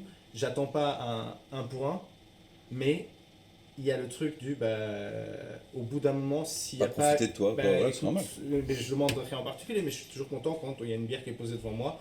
Je demande pas un pour un, mais juste de temps en temps la rétribution, tu vois. Et il y a cette limite qui, culturellement en France, n'existe pas trop. J'ai pas l'impression. Il y a beaucoup de gens qui n'ont pas le truc de Ça dépend, prendre. ça dépend des groupes. Ça dépend des groupes. Et ça m'a un peu perturbé. Manon m'a aussi rappelé les questions de revenus, de dépenses que tout le monde peut avoir différentes. C'est ça, c'est qu'avec Pas des le coûts même mode de vie. d'augmentation, le SMIC, après ça c'est encore autre chose, mais Ouais. effectivement c'est un peu plus galère quoi. Mais du coup, vu que maintenant on a pas mal parlé de ça, si tu veux revenir après, sauf si tu as envie de rajouter un truc sur l'argent, on viendra après sur Emer, mais sur le côté très dépression de l'alcool, le côté que ça apporte, les côtés, mais pas forcément que dépression, mais aussi négatif, parce que ça peut pas concerner toi, ça peut concerner, bon, comme on disait, couple, pro, tout ça, familiaux, ou ce que tu veux, mais ça dépend aussi de ton expérience à toi par rapport à ça. Je sais que tu voulais en Oui, parler. oui. Il y a plusieurs aspects. La vidéo ne va pas faire 10 heures non plus. Il y a plusieurs aspects. 9h30. 9h30. Je pense qu'il y en a deux principaux à voir. Le premier, ça reste dans la vie de couple. L'alcool et la dépression est déjà compliquée à gérer dans une vie de couple. On l'a vécu les deux à des moments différents l'un pour l'autre et c'est très compliqué. Et l'alcool vient poser une autre barre de complications. C'est pour la personne qui est en dépression, l'alcool est une échappatoire. Mais pour la personne qui veut aider, c'est un peu une entrave parce que c'est juste, on le sait, les deux côtés le savent que ça va juste plomber davantage. Le soir même ça va, mais le lendemain c'est la dépression, c'est la descente et tout. Mais les deux côtés c'est très dur à gérer. Hey, on va pas boire ce soir, on reste à la maison sous la couette alors que l'autre personne a effectivement besoin d'aller se lâcher. Et ça, dans les rapports d'amitié, c'est facile à gérer parce qu'au bout d'un moment, ton pote il te saoule, il n'arrête pas de sortir, tu lui dis écoute, démerde-toi. Dans une relation, tu peux pas faire ça. Et ça a été une balance qui pour nous a été très très longue à gérer parce que entre déménagements, modes de vie qui ont différé et tout, on a tous les deux passé des moments assez désagréables et en outre aussi très agréables des fois, hein. Mais des moments très très non mais des moments très désagréables et de dépression assez violente chacun de son côté. Si je peux rajouter surtout avant que j'oublie rapidement, c'est vrai qu'il y a ce truc en fait où quand t'es en dépression et qu'il y a cette dimension d'alcool et donc en couple, t'as ce truc où du coup tout ce qui va mal et que t'as voulu cacher par l'alcool a tendance à quand même à ressortir en fin de soirée. Alors moi il y avait vraiment ce truc du retour à la maison, les explosions, un enfer. Oui, ça où tu rentres en fait, t'es en pleurs dans un coin, enfin ça va pas, parce que tout ce que t'as voulu contenir ressort parce que l'alcool désinhibe aussi ça. Donc en fait tu finis par juste péter un plomb dans ton salon et il est 4h du matin, en plus l'autre du coup est pas en état de te gérer parce qu'en général il est un peu bu aussi. Et c'est vrai que ça fait des situations très compliquées que tu rencontres différemment, enfin aussi amicalement, mais quand même différemment. Quoi. Assez imprévisible aussi, tu vois. Parce Ouais. que on parle du truc de couple, mais ça peut aussi être tu le l'en couple savais, hein. avec des amitiés. Moi, une fois, je rentre, on avait passé une soirée, c'était pour l'anniversaire d'un pote, et organisé tout ça. Bon, finalement, je suis complètement beurré, j'ai mal géré mon truc, mais bon, voilà. Et je trouvais qu'il avait pas été si heureux que ça sur la soirée. On a essayé de faire tout ce qui, voilà, compliqué pas à faire plaisir à personne, mais tu sais, bon, bref, être compliqué en somme, mais toujours super intéressant, le cœur sur la main, et on voulait faire plaisir. J'ai l'impression que j'avais la sensation en rentrant, putain merde, il était peut-être pas si content de sa soirée. Et bon, après, moi j'ai une tendance d'empathie un peu trop élevée, donc automatiquement ça me revient sur la gueule. Et je suis rentré chez moi, et dans mon lit, ça a lâché les larmes parce que j'étais juste triste, quoi. Ma meuf m'avait récupéré à l'époque et elle fait c'est quoi? Tu te mets dans cet état pour ça? Bah oui, il était pas content. Enfin, il était pas assez heureux. Mais il faut pas se mettre dans un état. Mais oui, du coup, ça a tout relâché d'un coup, tu vois. Mais comme des fois aussi, t'as des phases. Et ça, c'est la vie qui parle, qui fait que quand tu passes par des phases de vie, que ce soit des trucs relationnels, des trucs qui t'ont marqué, des fois, tu as des dates qui reviennent. Alors, c'est vrai qu'en plus, si ça tombe avec des trucs d'alcool, des fois, tu vas juste t'écraser comme un. Soit te rendre en colère, soit pleurer tout seul et t'es en mode. Toi, je sais que tu m'avais dit que des fois, tu avais des phases dans certains mois de l'année. Moi, j'en ai aussi certains, mais je suis en mode, c'est vrai que c'est triste. Alors, effectivement, si en plus. Je sais pas, t'as l'alcool qui joue, suffit que t'aies pas mangé, que t'es fatigué, que. Tu vois, c'est con, mais déménagement, prise de tête de couple, le travail aussi, c'est con, mais ça peut avoir une. On dit, il faut pas mélanger travail et vie perso. C'est que des fois, ça se. Voilà, ça se met trop dedans, malheureusement.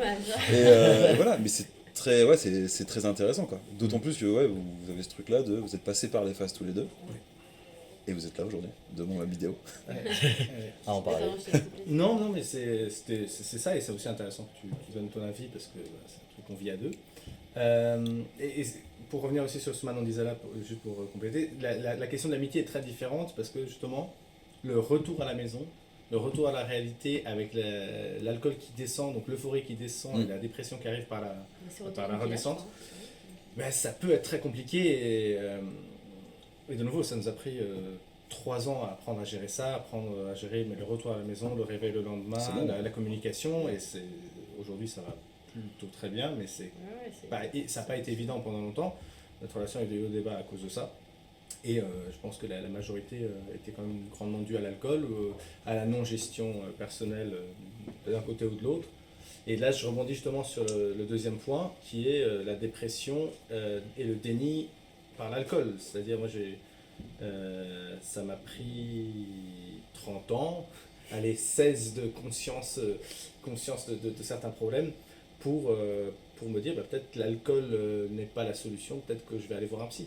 Ça a été juste avant qu'on quitte Montréal, 2 mois avant qu'on quitte Montréal, je me suis rendu compte que j'avais passé 14 ans, 15 ans à me murger la gueule à chaque fois que j'allais mal, au lieu d'aller voir quelqu'un. Et 14-15 ans à se murger la gueule, à se mettre derrière cette barrière, qui en plus, il y a le côté mascu très sociétal au Portugal, mais aussi en France, on masse ses sentiments, on boit, et ça moi-même j'ai encouragé chez des amis à un certain moment de ma vie, ça fait que quand on boit, soit on a réussi effectivement à l'oublier, mais au bout d'un moment ça pète.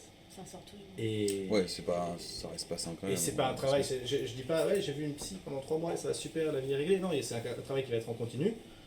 Et c'est aussi un travail qui m'a permis d'avoir un rapport beaucoup plus sain aujourd'hui avec l'alcool. Mais l'alcool reste problématique, et je m'en rends compte sur certains aspects. Et encore aujourd'hui, heureusement que Manon est là, mais des fois j'ai vraiment des gros moments de bad. Et je sais pas où est-ce que ma vie pourrait m'emmener si j'avais pas cherché de l'aide il y a 2 ans, et si j'étais pas avec Manon aujourd'hui. Après, c'est peut-être des restes et tout, mais comme vous parlez d'une relation de 3 ans par rapport à ça, vous sentez que vous avez réduit un petit peu votre débit vis-à-vis de ça, ou de l'alcool, ou comment ça se passe? Ou alors en fait c'est juste que vous avez mieux appris à parler, à gérer, à communiquer. Je pense que ça, on a eu des phases. Très fun. Ouais. Non mais on peut en parler du retour ensemble bourré avec une personne ou autre. Bon, ça peut toujours être bon. Ouais. Non, Non, on a eu des phases. non, on a eu des phases de karaoké incroyables à Montréal. C'est trop drôle, oui. C'est génial. Si vous allez à Montréal, les karaokés sont vraiment cool.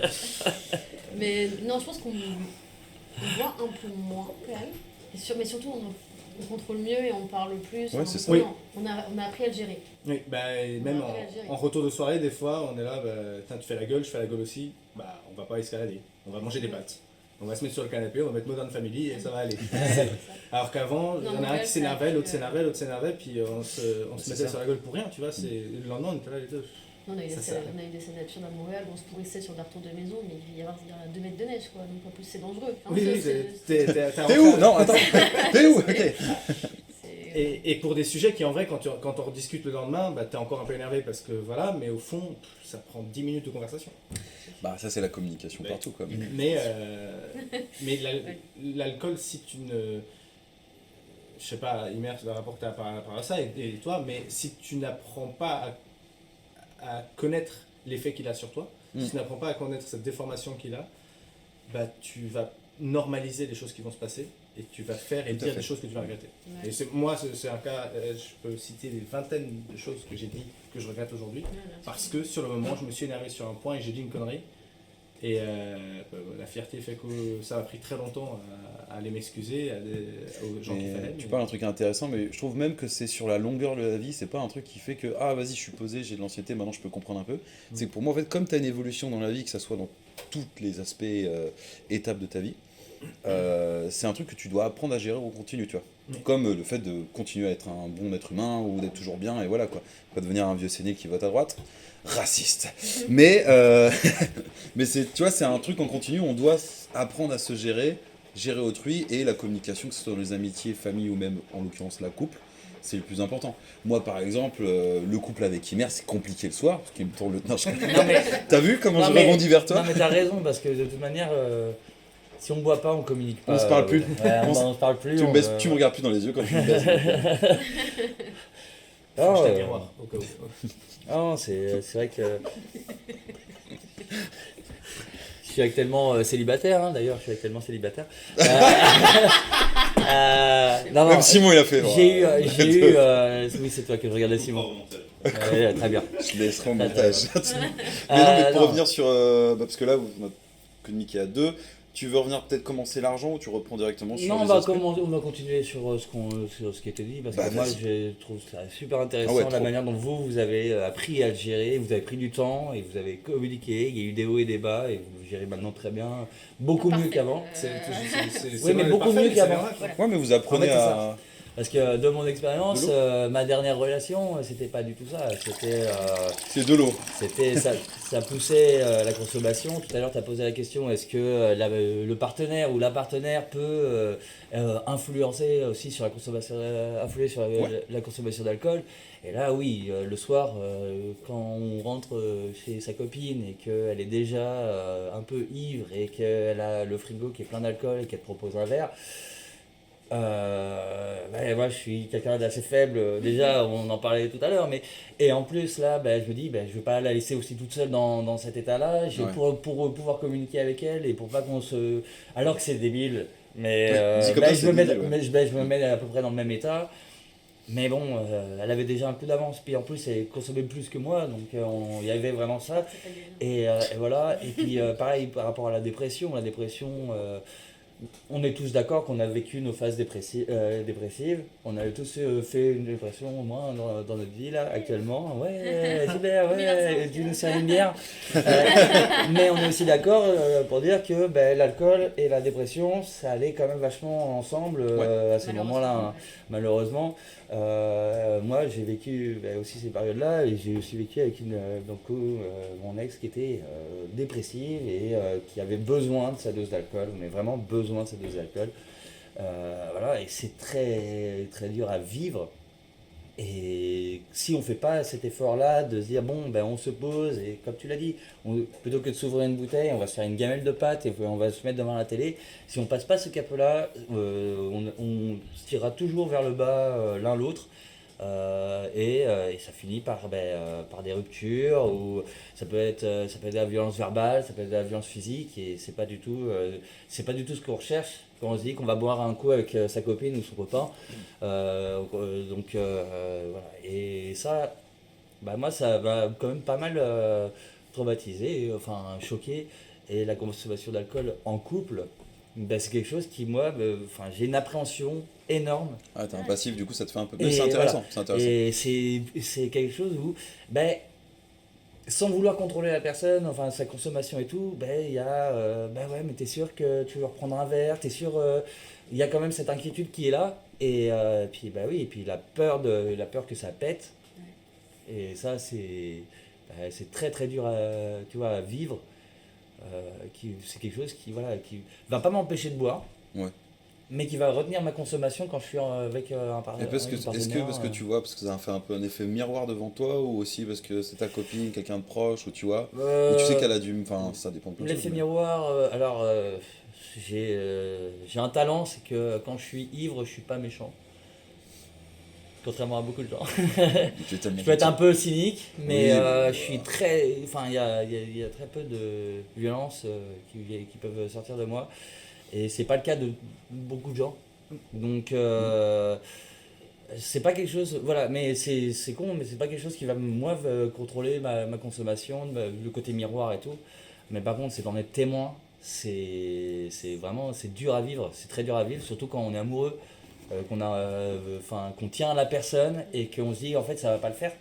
Je l'aime, mais je peux pas rester avec une personne avec cette personne parce que le travail se fait pas, parce que ça vient des deux côtés aussi. Quand on essaye de faire C'est l'effort. pas de l'abandon en plus, c'est juste que Ben, effectivement, tu peux pas aller aider quelqu'un si toi tu te mets déjà en péril sur un il y truc, a tu ça, vois. et mais puis c'est- il y a- Un truc de responsabilité aussi quand t'es avec quelqu'un dans le couple, t'as quand même souvent quelqu'un qui contrôle, enfin qui surveille un peu plus. bien Pas sûr. forcément le même, ça peut alterner, mais t'as quand même toujours quelqu'un qui fait un peu plus gaffe, qui surveille justement ce truc de t'es sûr que tu veux prendre son verre, etc. Qui est une responsabilité qu'on n'a pas forcément aussi d'avoir quand t'as envie de sortir. Des fois, t'as juste envie de sortir, t'as pas envie potentiellement de gérer le. C'est ça. Non, et moi, personne, alors je etc. sais pas vous, mais Amicalement, ça marche c'est assez pas. marrant, mais tu sais, de gérer des gens en soirée. Je sens que des fois, t'as des gens ou des potes qui délaissent, sans battre les couilles, Ça vraiment. me délaisse. Et des fois, je suis en mode, bon, on peut pas. Et des fois, je me suis déjà pourri des soirées, pas forcément pour boire, mais tu sais, dans l'ambiance, tout ça, un anniversaire, et je suis bon, j'ai pas le temps d'aller profiter, mais je devais gérer des gens. Parce que c'est quand même des gens très proches, et aussi en mode, là, elle est en difficulté, je vois pas l'intérêt de la laisser tomber, tu vois. Je connais quelqu'un. Je ne le citerai pas. Non, voilà. Mais je connais quelqu'un, sa bande de potes, désignait toujours un chaperon pour cette personne-là, Un petit ça. parce qu'il fait n'importe quoi à partir du moment où il est en état d'ébriété. Et ça, c'est quand même dingue. Sur la Que... même personne. Mais c'est dingue, mais ça montre aussi que ce sont ses amis. Mais il y a une personne qui va, pendant la soirée, se sentir responsable de son ami parce qu'il sait qu'il y aura débordement. Mais c'est toujours le même ami? C'est toujours le même gars qui est C'est toujours toujours le défoncé? même gars, mais ouais, donc c'est- les chaperons tournent, justement. Oui, mais c'est... Mais c'est. Ouais. Ben, tu parlais voilà, de devoir gérer quelqu'un et tout. Et après, il y a autre chose. Hein. Ben, pas plus tard qu'hier soir, je devais partir en after. Et j'ai un ami qui m'a appelé en me disant je suis trop bourré pour rentrer en voiture chez moi. Je lui ai dit il n'y a pas de problème. Moi, je vais pas continuer la soirée. Tu viens à la maison et on va se poser dans le canapé. On va boire une bière, histoire de redescendre par tous les deux. Et puis voilà, puis tu dors à la maison, et puis il n'y a pas de souci. C'est ce côté de responsabilité, moi, c'est quelque chose que j'aime faire parce que je me sens responsable à partir du moment où je suis au courant que quelqu'un est en détresse, je me sens responsable, automatiquement. Ouais, mais je te Donc rejoins ça, là-dessus. voilà. Mais gérer quelqu'un qui est ingérable, c'est une autre histoire. C'est encore autre chose, C'est ça. autre chose parce que c'est quelque chose que tu n'as pas voulu.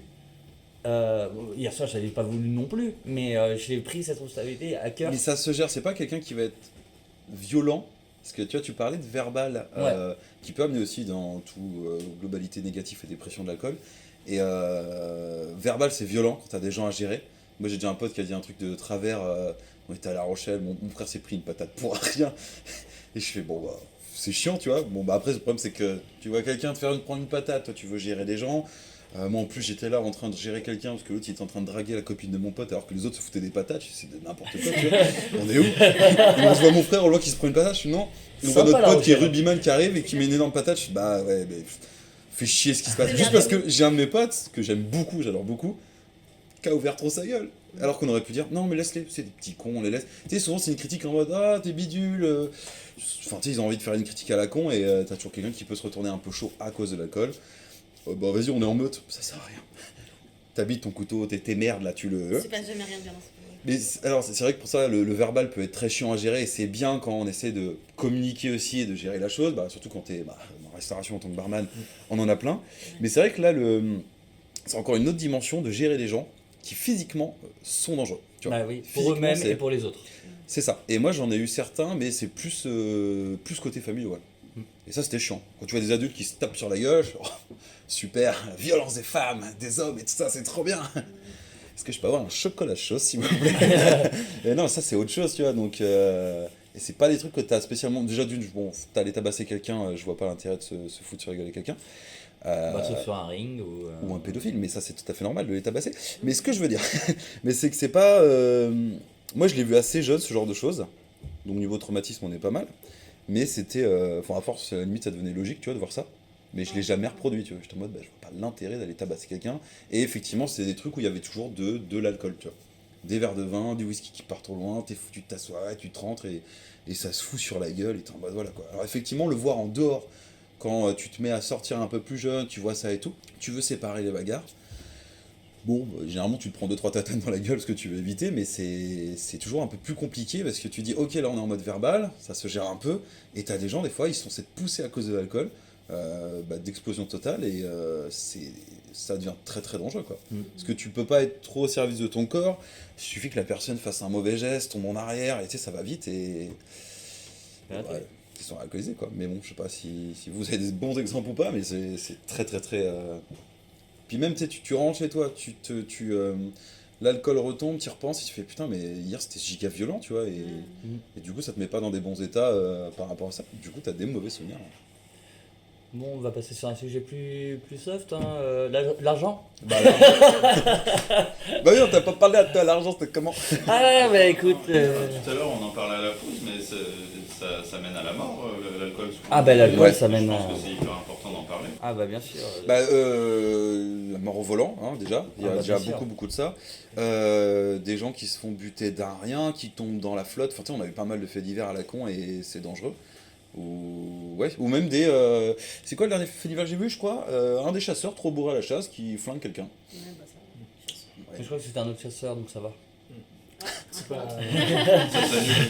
Mais bon, on en revient aussi à des trucs où tu vois, moi je parlais de gens qui se tapent en tant qu'hommes et femmes, et surtout quand c'est des adultes, bah allez, on a cette tendance à en parler un peu plus, mais le féminicide quoi, à cause de Ouais, l'alcool, bien et ça dérape et ça tabasse. Ouais, Bah, c'est que ça exerce. Bah, c'est quoi, c'est Bertrand Cantat, non? C'est ça, Ouais. Je l'ai bien dit? c'est ça. Ouais. À chaque fois, je dis mauvais son prénom. Mais c'est malheureusement des très mauvais bons exemples parce que bah, ça amène à des. Non, puis même pour soi, tu l'as dit, la mort au volant, enfin la mort ou même accident grave. Hein. J'ai un ami qui a fini quand même, qui a fait un bon mois de coma à cause de ça, à cause de l'alcool, en disant bah, j'habite à 2 minutes en voiture, je vais rentrer en voiture. Mais tu dis pas je vais rentrer en voiture à 7h du matin quand tu as 4 grammes d'alcool dans chaque bras et que voilà. Et ça, c'est quelque chose qui, c'est pareil, c'est difficile à gérer. Prendre les clés de la voiture de quelqu'un, C'est difficile à gérer. c'est voilà. Ouais, parce que la personne va s'énerver en face. Ouais. Voilà, C'est la toujours personne va ça. s'énerver, la personne Physiquement, et, en plus, voilà, ouais. et la personne peut même avoir la fourberie d'essayer de récupérer les clés d'une manière ou d'une autre. On peut se barrer à pied en courant en disant ok bah je vais rentrer quand même mais dans tous les cas on est sur le Voilà. toit. Oui, mais moi. Après, j'ai un tremplin là sur le. Un tremplin, non, c'est pas un tremplin. En voiture, pas fou.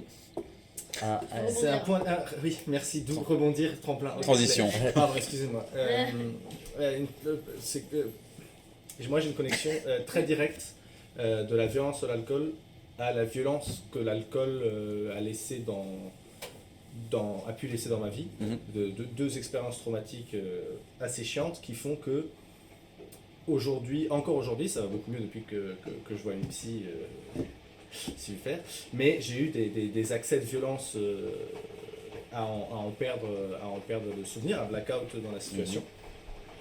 De par le fait de ces expériences-là qui m'avaient beaucoup marqué, de 3 d'ailleurs au total. Donc la toute première, j'étais très jeune au Portugal, il y avait des boîtes de nuit qui faisaient des open bars à 10 €, incroyable. Je recommande à tout le monde. Oh, bah. Des boîtes de nuit au bord de l'eau, open bar, tu sors, tu fumes ta clope sur un quai. C'est très dangereux. C'est super dangereux, mais c'est très fun à Lisbonne. Ça n'existe plus aujourd'hui. Les Ah, open bah, bars. bien sûr. Les boîtes de nuit existent toujours, il y a toujours des morts tous les ans sur les quais, vous pouvez regarder Urban à Lisbonne, il y a toujours des morts parce que les videurs sont des fils de pute Qui les jettent et dans parce l'eau. qu'il y a de l'eau juste à côté, donc forcément les gens ouais. crèvent. Mais donc j'avais 16 ans, je crois, et j'étais allé faire une soirée avec des potes et il y a une bagarre qui éclate au milieu de la soirée, un truc un peu bizarre, puis j'ai commencé à sortir mes potes, il y avait 3 filles, un garçon, donc je commence à les sortir du milieu, je handballeur, un peu plus carré, un peu plus trapu, donc j'ai pas trop de difficulté à faire ça.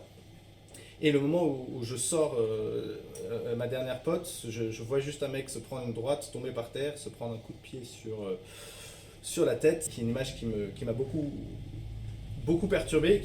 La violence est dure à gérer, mais elle a par moments, elle a aussi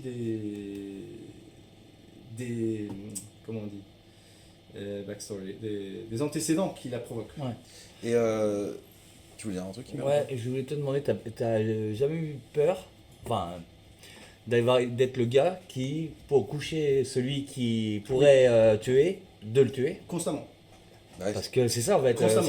en réagissant comme ça, tu peux être justement le... D'où le fait que je le soigne, parce que si je m'étais inculqué de ce pouvoir de super-héros de régler des situations, il n'y aurait pas de remise en question. Que j'en parle de plus en plus aussi avec... et que j'ai aussi voulu faire cette vidéo en grande partie, parce qu'il y a plein de trucs où on se dit non mais c'est normal, non mais on gère, ou on sait ce qu'on fait, ou c'est pour le bien des autres ou quoi, et non, on se met soit en danger, on se met ses proches en danger, et on met des inconnus en danger qui peut-être pour le coup on va pas justifier aucun acte ni une VSS ni une violence basique, mais il y a un système de justice, il y a un système judiciaire pour quelque chose, et c'est pas à nous d'aller faire la justice. Voilà. Je suis un peu sorti du milieu, mais c'est parce que... Non, parce que et là, je reprends un truc qui était très intéressant, et bah, en l'occurrence, à voir si maintenant tu as envie d'en parler ou si tu as connu des gens comme ça, mais peut-être qu'on a tous un peu connu. Bah, l'alcool, les hommes, la violence, tu sais, il y a aussi ça. Je voulais faire un petit rapport entre femmes et hommes, mais la violence sexuelle. Genre, t'en as plein, ils sont désinhibés en mode. Ils vont plus dans le côté drague, mais t'es aguicheur, et au point d'être très main baladeuse, ce qui est déjà un red flag total, on va pas se mentir. Mais tu vois, il y a tout cela aussi qui fait que l'alcool rend le stéréotype de l'homme casse-couille, bourré, qui va tout le monde finir par violer une meuf, quoi, ou même aller la cogner s'il a pas ce qu'il veut. Parce que t'as connu quelqu'un comme ça, et c'est vrai que moi, ça m'arrive aussi en soirée des fois, on va avoir des potes qui sont fait engrainer par des mecs super chelous et on en a eu un comme ça, on avait appris que le mec était un peu en mode il gérait un peu les meufs, un peu contrôlait tout et on voulait pas qu'il chope la meuf en question. On s'est dit bah non, pas là, parce que là il est bizarre et tout. Bref, le mec sort des grosses insultes homophobes, le mec s'avère qu'il a 2 mamans. C'est pas logique, tu vois. Et puis après, voilà, il s'est senti pousser des ailes, il voit qu'il y a une meuf qui répond devant lui, donc une pote à moi qui lui répond, bah tu sais, en mode elle essaie de le calmer, mais en mode elle a 2 doigts de le démarrer, mais elle ne le fait pas parce qu'elle est mature et intelligente. Et en fait, tu vois que le mec commence à lui tirer les cheveux, je pense qu'il a pété un câble, et on l'a foutu sur le sol, on a commencé à le gérer et tout, mais juste parce que je pense que c'est une femme en face, ouais, genre. Il y a un problème avec ça, tu vois, et je pense que c'est en lien aussi avec le côté violent de l'homme qui cache tout, sexuel. Alors effectivement, tous les hommes ne sont pas comme ça, mais majoritairement, c'est les exemples qu'on a à chaque fois, c'est des hommes qui, alcoolisés, vont agresser des femmes ou autres, quoi. Mais en prenant le côté alcoolisé. Donc ils vont alcooliser des femmes Ça aussi. Ouais, c'est ça. pour profiter. Ouais, et mais ça aussi, c'est bien de repenser, dire, mais, j'avais zappé, mais- Ouais, c'est clair, non, c'est un vrai problème. Donc, de base, enfin, de manière générale, en tant que femme, marcher dans la rue ne t'appartient pas et l'espace public ne t'appartient pas. J'apprends rien, a priori, à personne. Mais encore moins le soir et encore moins dans des contextes d'alcool. Et c'est clair que moi, si je me mets toujours des contrôles, enfin, si je contrôle toujours ma consommation d'alcool et je ne me mets jamais dans des états dramatiques, ça peut m'arriver en appartement avec des potes où là, justement, c'est dans un espace safe où je sais que je peux un peu. Voilà, je vais rentrer chez moi ou je dors sur place, tranquille. Si c'est en terrasse ou dans la rue ou à l'extérieur en tout cas, je suis très contrôlante sur ce que je bois parce que je peux pas me le permettre en fait. J'ai pas le choix de simplement. Il y a quelqu'un, soit quelqu'un me suit, soit quelqu'un m'emmerde. Parce que ça m'est beaucoup trop arrivé de me faire suivre dans la rue, d'avoir des mecs qui sont chiants au bar, qui touchent, qui sont juste beaucoup trop entreprenants, qui sont. Et en fait, donc consentement, ils en ont sacrément rien à foutre. Donc, mais parce que t'es plus faible physiquement, parce que t'es là, t'es une femme simplement, et du coup t'es à disposition. Et l'alcool désinhibe beaucoup ça. Et effectivement, t'as quand même. Dans des conditions de soirée ou même simplement de bar, de mecs qui boivent, et ça devient vraiment. Porte ouverte à toutes les conneries, quoi. Et c'est vraiment dangereux. Il y a vraiment ce sentiment de je suis potentiellement une proie, potentiellement emmerdée, et j'ai juste pas le droit, moi, d'être tranquille d'être là, tranquille et ouais. de lâcher les chevaux, en fait. Que ce soit aller au bar ou C'est pas ça rentrer. c'est très frustrant à force, de simplement ne pas pouvoir exister de la même manière qu'un homme peut exister dans la rue. C'est juste. Et j'ai quand même quelques amis qui sortent pas le soir, absolument jamais, sous aucune circonstance, simplement à cause de ça, juste marre, quoi. Et notamment, après, c'est un rapport très culturel. À Montréal, il n'y a pas du tout, il y a pas de harcèlement de rue. En fait, c'est très très rare. Bon, déjà, vous laissez vos portes d'entrée ouvertes, alors bon, ça c'est. C'est vrai. Mais c'est Petite très, très astuce rare, et du d'ailleurs coup, pour les c'est Français la- qui iraient à Montréal. Voilà, vous Tout pouvez est trouver un ouvert. logement très facilement devant une porte. Mais Mais tu peux à Montréal rentrer. Moi, je suis arrivée rentrer chez moi complètement arrachée, toute seule dans la rue, il n'y a aucun problème. Et j'avais pas du tout cette même ambiance. Vraiment, on est rentré en France septembre dernier. Et j'ai senti dès la première soirée que j'ai passée en dehors que d'accord, c'est pas la même ambiance, Pas je la suis pas même. dans le même pays, ça y est, je suis retournée en France. J'ai encore vraiment on est à ce truc Poitiers, de- mais ça veut rien Et dire. encore tu on est à vois. Poitiers, Voilà. ouais. Mais un Mais j'ai truc- vraiment eu ce truc-là. Un truc tout con, on a été ensemble 2 ans à Montréal, Manon travaillait en bar, moi je travaillais en resto et en bar, donc elle rentrait seule à 3-4 heures du matin, à pied, elle m'a appelé peut-être une fois, 2 fois.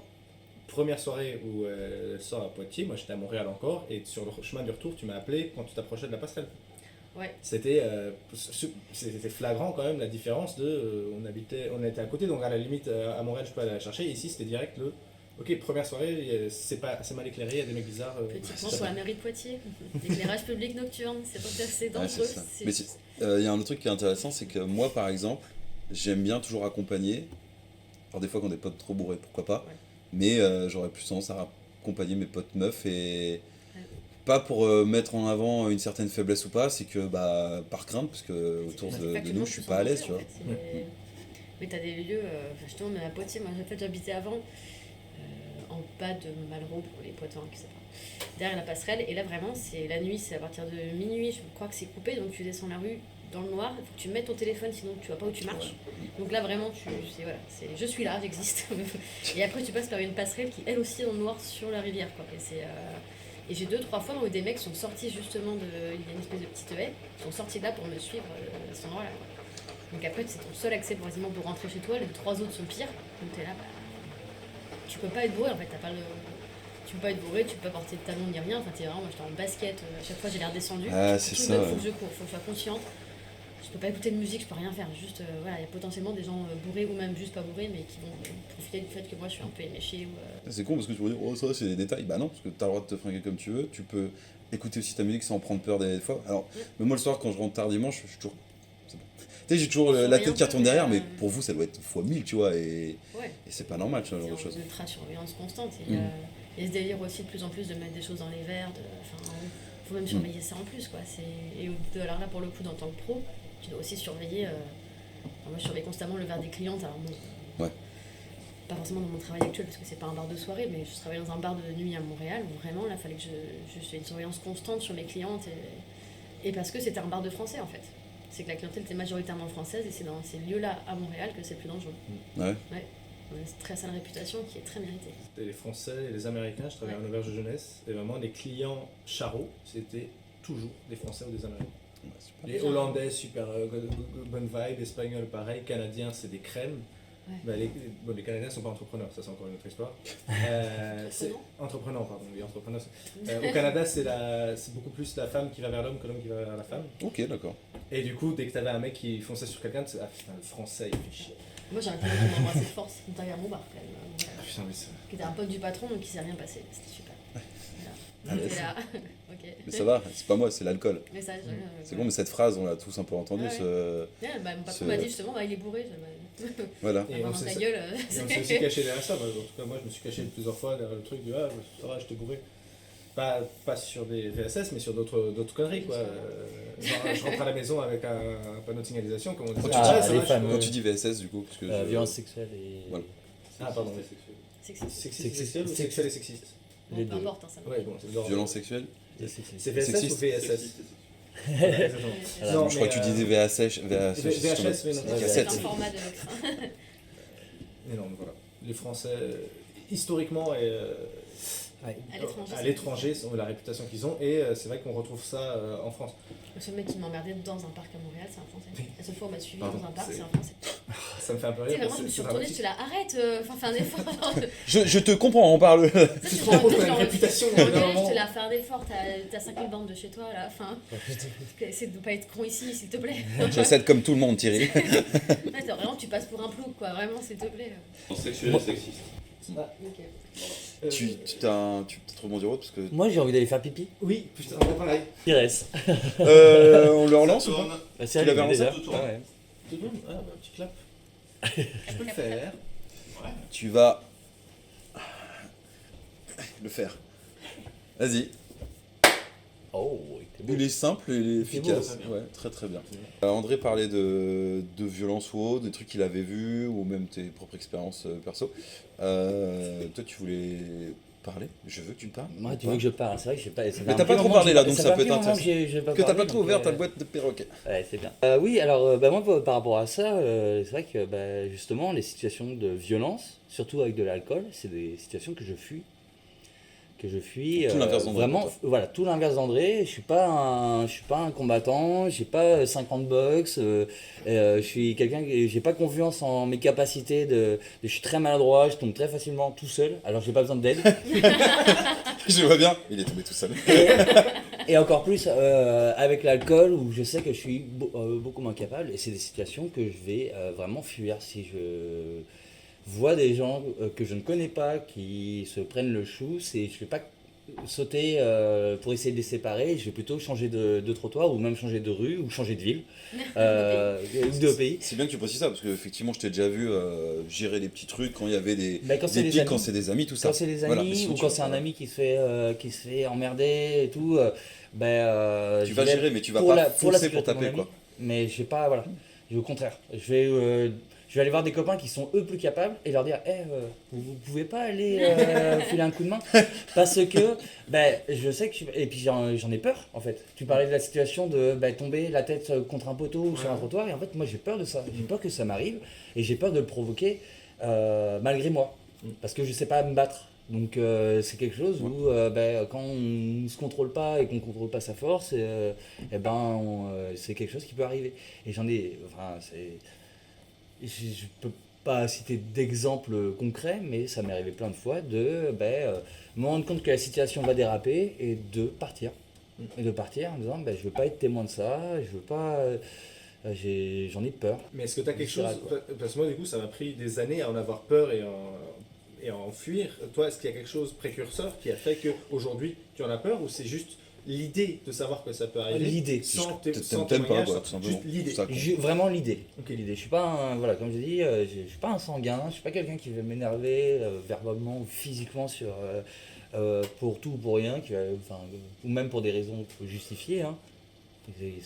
La violence n'est pas, il n'y a rien qui justifie la violence, sauf contre un bon gros facho ou sur des ratonneurs, Agresseur, bien voilà. sûr. Hein, je peux pas, et c'est vraiment ma psyché, c'est mon mental qui me dit fuis, Ouais, j'ai la même qui dit à mon approche. corps fuis. Et même quand je suis sous, même quand le lendemain je me réveille, je me rappelle plus trop de ma soirée, je sais que j'ai eu ce réflexe-là à un moment dans la soirée, et ça, peut-être que ça m'a sauvé la vie, sûrement, à des moments. Halloween est un bon exemple parce que c'est une fête, je pense, en tant que femme, qui est particulièrement flippante parce que tu as potentiellement des mecs masqués qui pensent avoir un peu tous les droits parce qu'ils sont masqués. Mm. Et marcher dans la rue avec des gens déguisés et alcoolisés, c'est sincèrement hyper angoissant. On a croisé pas mal de groupes de mecs qui mettaient juste un masque et qui marchaient en bande dans la rue quand on était dans des copains. Toute seule, je l'aurais pas fait, vraiment. Et Halloween, c'est constamment ça. C'est vraiment, je marcherai jamais seule un soir d'Halloween tard dans les rues de n'importe quelle ville. C'est hors de question. Et j'en parlais avec d'autres collègues femmes barman, c'est la même chose. On fait hyper attention à Halloween, le soir d'Halloween, parce que c'est vraiment dangereux. Parce que t'as ce truc d'alcool qui désinhibe, il y a encore plus le déguisement qui te rend un peu. Oui, qui Ouais, rend un peu en sentiment mode. d'impunité. On n'a pas Ouais. ma tête, je fais ce que je veux. Ouais, c'est ça. Un peu la on vibe de retrouvera la pas, purge. quoi. Quoi. Ouais, c'est ça, mais c'est. Non, mais mais très premier degré. Ou les débiles dans les manifestations qui vont Oui, casser c'est- les trucs avec des masques. C'est ça. Tu peux passer une bonne soirée sans boire, quoi, tout simplement. Tu peux passer une bonne soirée sans boire avec l'entourage, l'environnement dans la soirée qui boit. Mm. J'ai déjà fait, c'est très bien. Hein, ça fait passer une bonne soirée. Souvent, c'est les meilleures soirées, on va pas se mentir. Mais ça fait passer une bonne soirée quand, mais justement, vous avez passé une bonne soirée quand l'entourage est conscient aussi que toi tu vas pas boire, alors que tu bois Et qu'ils vont pas te régulièrement, pousser. et qui vont pas te pousser, et qui vont pas te faire culpabiliser, comme je disais au début, Ouais, c'est ça. là-dessus. Et là, Ouais. j'ai passé de très bonnes soirées à faire ça, et mon corps me remercie en fait. Et c'est plus facile de ne pas boire quand les autres ne boivent pas, comme tu parlais de ton ami là, qui boit pas, c'est plus facile psychologiquement de se dire moi je vais pas boire aussi. Ouais. Mais ça arrive et c'est très agréable. Nous qui sommes des grands joueurs de jeux de société par exemple, c'est très agréable d'avoir petit paquet de chips et le soda, deux autres poisons qu'on parlera sur une autre vidéo. Mais c'est très agréable d'avoir le petit paquet de chips et le soda et pas d'alcool. Et au contraire, ça permet de faire les meilleures discussions parce qu'on se désinhibe de nous-mêmes en fait, sans avoir besoin d'un produit en plus. C'est beau, mais c'est totalement vrai. Ce qu'on sait, pas si régulièrement, on s'est dit qu'il faudrait qu'on le fasse plus souvent, c'est des semaines sans alcool en fait. Ouais. Ce qui fait quand même vraiment du bien.